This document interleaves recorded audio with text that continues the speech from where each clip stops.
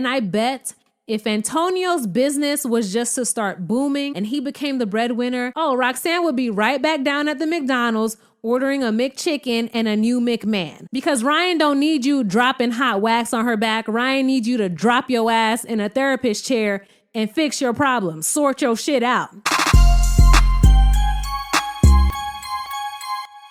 What's up, y'all? It's your girl Roxy with Roxy Says, and we're gonna talk about it. Now, for starters, I know the title says review/recap, but this is gonna be a rant. Because what the hell? First of all, that finale was boring as hell. It was uneventful. Everyone proposed and everyone said yes. On a show where nobody has any business being together in any capacity, everybody got engaged. Nick and Vanessa, do y'all hate us?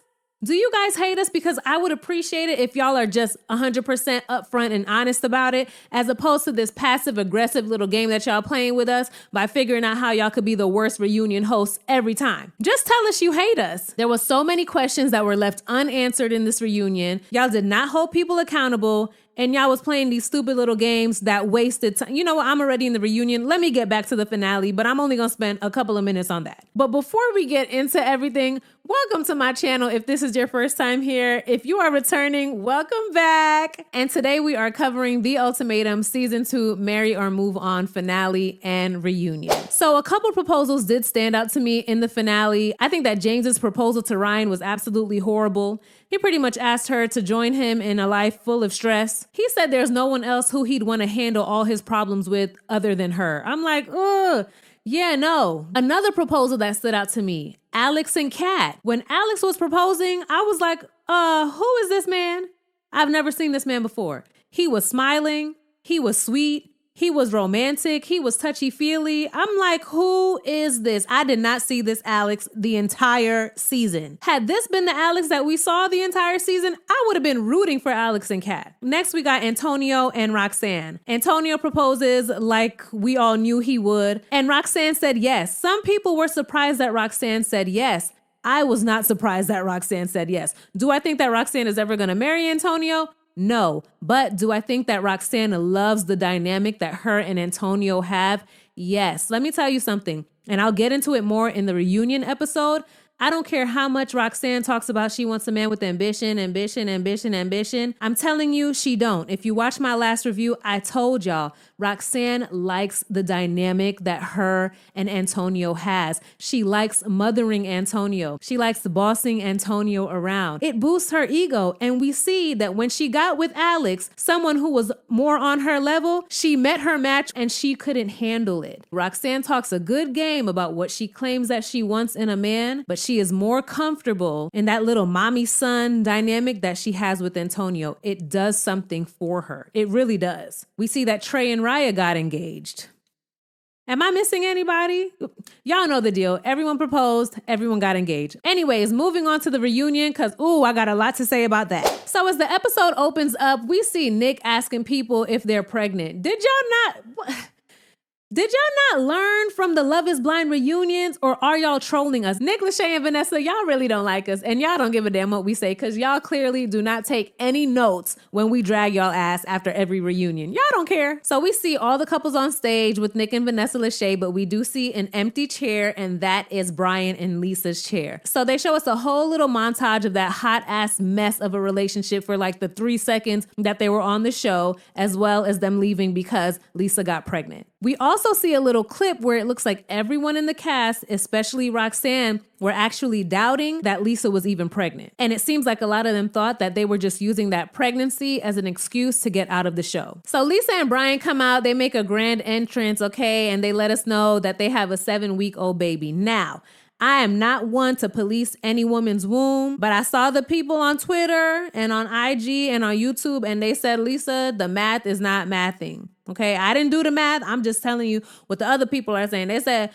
if you were really pregnant when you told Brian that you were pregnant and when you had left, your baby should be older than 7 weeks. I don't know. I didn't do the math. If y'all did the math, let me know what y'all think down below. But they let us know that they're enjoying being parents. They're still together and they're just loving on this little bundle of joy that they have. And then we also get to see that Lisa has learned absolutely nothing. Now, I would think And I'm sure we're all thinking the same thing, that when Lisa came back for this reunion, she would take this opportunity to apologize to Raya, right? To try to change everyone's perception of her because she did come off as a crazy, abusive, unreasonable person, right? So of course, she's going to come to this reunion. She's going to apologize for her behavior and it's going to be all good and well, right? No. So Raya brings up the fact that she did not like how Lisa tried to degrade her for working at Hooters. And Raya also spills some tea and she says, look, actually, even though Lisa and I weren't cool, in the beginning of filming, we actually went to the nail salon together and we were chatting and I told her that I work at Hooters. And Lisa also told me that she used to work at Hooters. So Lisa, you got the orange shorts and the Hooter shirt at home in your closet, but you was trying to trash Raya by calling her a Hooters bitch? What? And Raya says, like, girl, you're 7 years older than me. And I just didn't like that as a black, did she say as a black woman? I don't know if she says as a black woman, but I'm saying as a black woman, you were trying to come down on me for working at Hooters when you did the same thing. And what does Lisa say to that? I don't care. Yeah, I said it. I don't care. I don't regret what I said. Lisa tries to defend her reasoning for calling Raya a Hooters bitch, and she says that she wasn't talking about her because she worked at Hooters. She was speaking about her because of how she was going through this whole experience. Lisa says that she knows that Trey is a good guy, and she thinks that if Raya really loved Trey and if she was really here for Trey, that she would have married him already. Why would she be with such an amazing guy and she hasn't married him? Maybe the same reason why Brian is with you, such an amazing woman, and he hasn't married you. So does that mean Brian don't love you either? Brian clearly doesn't want to be with Lisa, but I find it really interesting that she has no problem recognizing that Raya doesn't love Trey, but she can't recognize that Brian doesn't love her. Woo! And at the end of the day, Lisa, let's be real. You don't give a damn about Raya not genuinely loving Trey. You don't care about that. You could care less about that. What the real tea is, you know that Raya is Brian's type. You know that had y'all stayed in that competition, Raya and Brian would have got together and Raya probably would have snatched Brian right from up under your ass. That's what the real problem is. Had they got together, you probably would be leaving here by yourself. And then, like clockwork, Roxanne jumps in and tries to defend Lisa's behavior by saying she probably was only acting like that because she was really hormonal. And of course, Lisa says, oh yeah, that's the reason why I took a pregnancy test, because I was like, oh, this isn't how I normally act. Something must be wrong. Girl, that's a lie. You know that's how you act all the damn time. Because Brian didn't seem too shocked by your behavior. He seemed shocked that you were doing it on camera, but something tells me that's how you get down all the time. And I don't like Lisa being allowed to scapegoat her disgusting behavior on hormones and pregnancy. Just apologize for your behavior and move the hell on. And Roxanne, weren't you the same one who was doubting that Lisa was even pregnant? Girl, shut up. Lisa is clearly in denial. She's unapologetic and she is obviously insecure. Even if she didn't mean it, just to leave a better impression of yourself, just apologize. She couldn't even do that. Lisa is off. And I bet that she still goes upside Brian's head every other day. Speaking of that, hello, Nick and Vanessa, y'all are not gonna bring that up? Y'all just not gonna bring that up at all? Y'all aren't gonna make her apologize to Brian?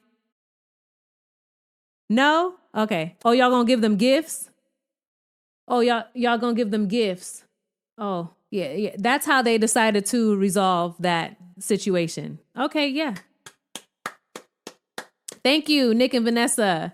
Great job, as usual. And what's really funny is that when Lisa was going in on Raya, saying, oh, you don't love Trey, blah, blah, blah, blah, blah, Antonio actually jumps in for Raya. And Antonio's like, she didn't do anything to go against you. She didn't do anything wrong. She did literally what everyone else was doing. We all had a front runner in this experiment, right? We all had someone who we were feeling more than everyone else. She didn't do anything wrong. Thank you, Antonio. And then I looked at Trey like, were you not gonna say anything? Let me tell you something. This reunion had me looking at Trey like, oh, I see why Raya don't get wet for you.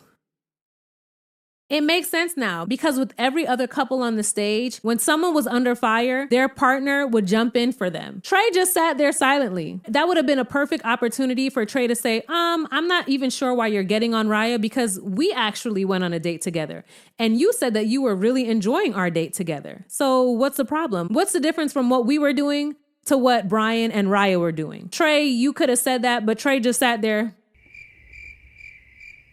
I didn't like that. Also, Lisa, at the beginning of the show, didn't you tell Brian that if he didn't propose to you, you were going to leave him? You still there, sis. And then when they asked Lisa and Brian, are you guys going to get married? What's the update? Does the ultimatum still stand? She's like, yeah, the ultimatum still stands because I'm not going to be a baby mama forever. Girl, shut up. And when they ask Brian, like, hey, are you going to propose anytime soon? He gives that same excuse. It was still not the right time, but you know, she know what it is. I ain't going nowhere. We locked in. Girl. Next. Anyway, so we move on and Nick and Vanessa has the cast play these stupid ass games that are just a waste of time. So they ask everyone who they were the most nervous to see at this reunion. Okay, we don't care. They ask everyone who they were most surprised to see actually went through with the engagement. And most people said Antonio and Roxanne. And then they ask everyone who their hall pass is. And did Vanessa ask someone if Nick Lachey was on the list? Look, Vanessa, if you're trying to set up a threesome, you do that on your own time. Okay, we got questions that need answers. If you want to shoot your shot with somebody, you want to have a threesome with Kat, Nick, and Alex, you got to hit them up in the DM, do that shit on your own time. We don't care, okay? And what's crazy is while y'all were playing that stupid game, you guys could have been asking questions like, oh, hey, James, you cheated on Ryan? Tell us more about that. Because they brought it up once in the entire season and never mentioned it again. I would have liked to have known how they navigated that, especially being that they were together since they were in high school. Or they could have said, hey, Raya, Trey, did you guys finally come to terms with if you wanted to live in the city or live in the suburbs? Are you guys living together? Are you doing a long distance relationship? What's going on? So many questions could have been asked and answered as opposed to playing this stupid ass game, but I digress. So we finally move on to Antonio and Roxanne. And when I tell you Roxanne showed her ass during this episode, I can definitely see why her and Lisa are cool. I can definitely see why they see eye to eye because they are both two delusional and insecure ass women. So clearly Antonio feels a way about Roxanne barely saying yes when he proposed. Because remember when he proposed, she just shook her head. She just shook her head and he was like, yeah, you got to say yes. And she was like, yes. And we also learned that like the next day, Roxanne took off her ring and she's never put it back on again. Roxanne says that even though Antonio is not where she wants him to be, I'm going to get into that because I do not think that Roxanne wants Antonio to be successful, but I'm going to break that down for y'all a little bit later.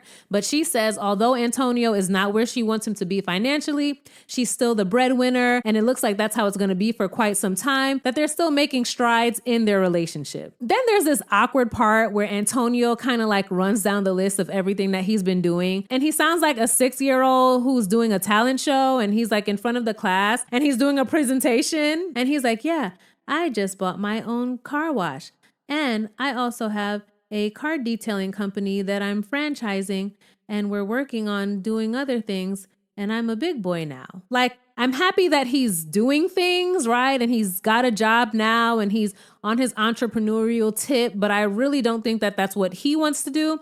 I think that he's doing it for Roxanne. But in addition to learning about his new job, I would also like to know, does she say I love you back now? Or does she still only say it to the cat? Or Nick and Vanessa, here's another question. You guys could have got into that conversation about Roxanne not respecting Antonio, right? Because if we, the viewer, can see that the things that Roxanne was saying about Antonio can lead one to believe that she doesn't respect him, I think that that's something that you guys should have asked her about. You guys should have pressed her on that. But we do get this montage that is quite funny of Roxanne speaking about how much she wants a man who's ambitious, who got money, who's business-minded, who's an entrepreneur, who likes to work, yada, yada, yada. That clip did make me chuckle. Nick and Vanessa asked Roxanne if she has room in her life to be married. And she's like, no. She says that the reason why she doesn't wear her ring is because she feels like it's possessive. She's like, a man doesn't have to wear a ring, so why do I have to wear a ring? I'm not 100% against her on that. I can understand that sentiment. And then Alex jumps in and he says, well, why not just buy him a ring? And then y'all can both wear a ring and all is well, right? We know that the problem is not that Antonio doesn't wear a ring, right? We know that if Roxanne got Antonio a ring and he wore it, she still wouldn't wear hers, right? Like, we know that's just a cop-out. She literally has a ring on all 76 fingers. Every finger but her ring finger. She does not want to wear a ring. Vanessa says, hey, Nick is ordained in California. We can marry y'all right now. Antonio, would you marry Roxanne right now? And he's like, yes. Yes, I would. Roxanne, would you marry Antonio right now? Abso-fucking-lutely not.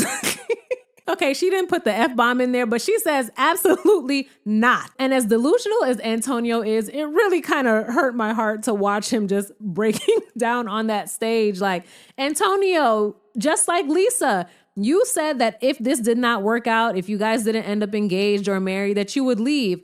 But you're still there too. What's going on? Now let me say this. I did see some comments that said that when Roxanne met Antonio, he was working in McDonald's. Now, I don't think that there's anything with working at McDonald's, but I think that that just confirms everything that I was saying about Roxanne before. Roxanne does not want to be with someone who's on her level or who's doing better than her.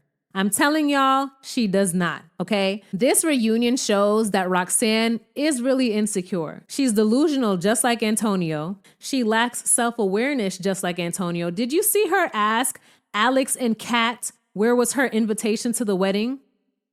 Did you see her ask Ryan and James where was her invitation to their wedding? Does she not understand that these people don't like her? Is that not clicking for her? She's delusional, just like Antonio. But Roxanne is the type of person who keeps people around her who she perceives as on a lower level than her because it boosts her ego. And I bet if Antonio's business was just to start booming, right, and he became the breadwinner and he gained some confidence in himself and some self-assurance and he started speaking up for himself and requiring respect from her, oh, Roxanne would be right back down at the McDonald's ordering a McChicken and a new McMahon. Next, we move on to Alex and Kat. Like I said, I did not like Alex during the season. I think that Kat is an absolute sweetheart, but during Alex's proposal, he seemed like a totally different person. So I don't know, but at least they have a date set and their date is set for May 10th. Kat says that it's really interesting because Alex is super excited to get married. He's talking babies. He got that baby fever going on. And of course, Roxanne is going to jump in and she's like, oh, y'all just started talking about babies? He told me he wanted to give me 12 babies. So like, yeah, we've been talking about babies. Girl, shut up. And Kat is like, yeah, we've obviously had those types of conversations too, but now we're actually really planning that, okay? Like this ain't no fake pretend stuff. We're having real discussions about having real babies, not 12 imaginary babies, okay? Then we see Alex actually apologize to Antonio. I never thought I'd see the day. Alex apologizes to Antonio and he says, look, when I told you the things that I told you, I promise it was not out of malice. It wasn't because I was trying to get with Roxanne. Those are just things that I felt that it was important for you to know. And I said that in my review. Alex really did not want to tell Antonio those things. He was trying to spare him, but Antonio kept hounding him for the information. And after Alex apologizes to Antonio, Roxanne is like, well, I don't regret anything I said. Girl, first of all, nobody was talking to you. And that would have been a great opportunity for Nick and Vanessa to jump in and say, oh, so do you respect him or do you not respect him? But they're just sitting there like, why are Nick and... Moving on. They actually play another clip where Roxanne is telling Kat that she shouldn't be with Alex. Now, they did show us a little bit of that in the previous episodes, but this is another clip where Roxanne was going in even more. And clearly, Kat clocked her, right? Kat was like, yeah, I can tell that this isn't coming from a genuine place. So I don't even want to have this conversation with you. I can tell that you're being messy right now. So I'm not even going to chat with you about my man. And after they play the clip, Roxanne is like, well, you saw it. He was so unsure about you. So I was just letting you know. I didn't mean it in a malicious way. I didn't have bad intentions. And Kat is like, girl, you don't know me. I was like, yes, Kat, yes. But Roxanne is still going in. We can see that Roxanne is so miserable. She's trying to poke holes in Kat and Alex's relationship. During this scene, she's really confrontational and Lisa isn't even giving her that energy, but we can see that she's still clearly upset about her interaction with Alex. And if you saw my last review, I touched on this. I said, when Roxanne was saying all of those things about Alex to Kat, I was like, where is this coming from? Because I didn't see much of this while they were dating. I said that. So the fact that it's coming up again in the reunion, I think that kind of shows that production also felt that she was just bitter about whatever went on between her and Alex. So she was trying to ruin Alex's image in Kat's eyes. And what's really funny is that when you looked at Alex and Kat on stage, they looked content. They looked happy. They looked bubbly. And then the camera would pan to Roxanne and Antonio, and they just look miserable. They just look miserable as hell. But we can actually see that Antonio was handling the situation with way more maturity than Kat. He says, look, Alex and Kat, if you guys were on the side of the road, right, your car broke down, I would stop. I would help you guys. You know, he accepted Alex's apology. But Roxanne seemed like she just wanted to be upset. So now we're on to Raya and Trey. They say that after the engagement, things are better. They're able to communicate now in a way that every conversation does not end up in an argument. And I think that they said that they're planning a destination wedding and they want to do it in 2025. Now, do I think that they'll make it down the aisle? I don't think so. I don't hope so. Like I said in my last review, I feel like Raya has more things that she needs to explore in life. I feel like Trey is at a different point in his life. And after seeing Trey not defend Raya not once, I'm not even feeling Trey no more, okay? I'm not. Raya brings up the fact that she didn't like seeing James tell Trey that she was not ready to get married. Now, like I said before, I actually believe that Raya is not ready to get married. Side note, Ultimatum, Netflix, production, next season of the Ultimatum, I don't want to see any 21, 22, 23-year-olds. It needs to be 30 and up. Because we got these 22, 24, 25-year-olds who've been dating for a year and a half, giving people an ultimatum. Like, no. 30 and up. That's it. James actually says that he's surprised that they even got engaged because he pretty much stands on what he says. He feels like Raya was not ready to be engaged. And I think that that's rich coming from you, James, but I'm going to get into you next because you're not ready to be with anyone either. So who the hell are you to even say that? You know what's funny on this show? All of these people can see the flaws in everyone else's relationship. They can see the flaws in everybody else, but they can't see it in themselves. James, you not want to talk. Then Ryan jumps in, and I feel like Ryan was being a little bit shady. I feel like she was being a little bit shady in this moment. Let me know what you think. But Ryan says that she was actually surprised that Raya and Trey got engaged as well because she felt that every time she saw them, the affection was one-sided. Trey was always the one who was being loving and showing affection, and Raya never showed that. And I was like, ooh, I feel like Ryan was being a little bit messy, trying to shake shit up. Ryan says that she did build and feel a strong bond with Trey, but her and James had been together for so long, that's not a connection that she would have just been able to turn her back on and run off into the sunset with someone new. But she did think about sliding in his DMs, right? And Raya actually says, you know, if you want to like a picture or something, that's fine.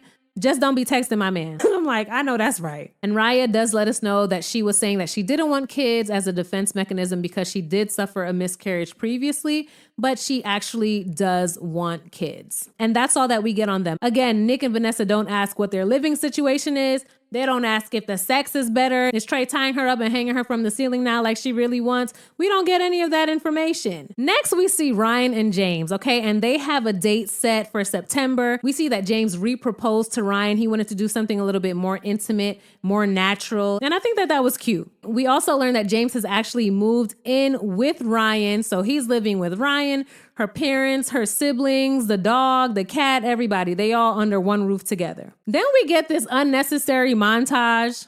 We get this montage of, I guess, James being a freak. Clearly, they like to get into some kinky stuff. James is very sexually free, but we did know that because remember in the episode when him and Raya were playing that little sex card game and Raya was saying, I don't even know what foreplay is. And James was like, girl, you don't know what foreplay is? I would do this. Y'all remember that, right? So I already knew that James liked to get it in, but I didn't need to see a montage of it. I really didn't. I would have taken his word for it. I didn't need to see it. But we see the handcuffs and he's dripping hot wax on her back. I'm like, okay, somebody saw Don't Be a Menace to South Central while drinking juice in the hood, okay? Instead of dripping the cheese on her back, he's dripping a candle. And I'm like, yeah, that's nice, but are you in therapy though? That would be the real turn on, knowing that you getting help for what's important, okay? Because Ryan don't need you dropping hot wax on her back. Ryan needs you to drop your ass in a therapist chair and fix your problems, sort your shit out. But child, that's pretty much it. That was the reunion. A bunch of unanswered questions. Lisa not having to atone for going upside Brian's head. Lisa not having to apologize for her crazy behavior with Raya. Roxanne being completely delusional, not having to own up to the fact that she knows that she does not respect Antonio. Trey not being able to pleasure Raya. What else? This reunion just lacked so much. Do us a favor. At least get some questions from the fans. Like, we'll ask better questions than those two. But Nick and Vanessa do not ask the proper questions at these reunions. I see that the new season of Love is Blind is not too far away. I'm sure that y'all have already shot it, but I am praying that Nick and Vanessa Lachey are nowhere near that show. But with that being said, if y'all enjoyed this video, please don't forget to hit like, comment, and subscribe. Thank you all for joining me, and I hope to see y'all in my next video. Bye! Roxy says we're gonna talk